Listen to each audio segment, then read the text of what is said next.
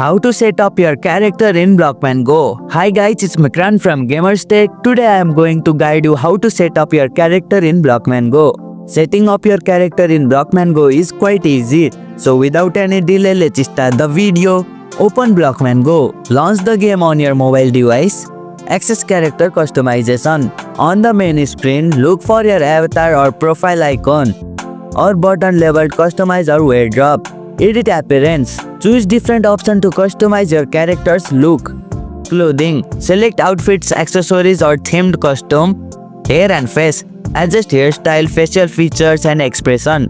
Colors. Change skin tone or color of outfit and accessories. Equip items. Items like outfit or accessories can be equipped directly by tapping on them. Some items might need to be purchased using in-game currency like gold or G-cubes. Save changes. Once you are satisfied with your character's appearance, look for save or confirm button to apply the changes.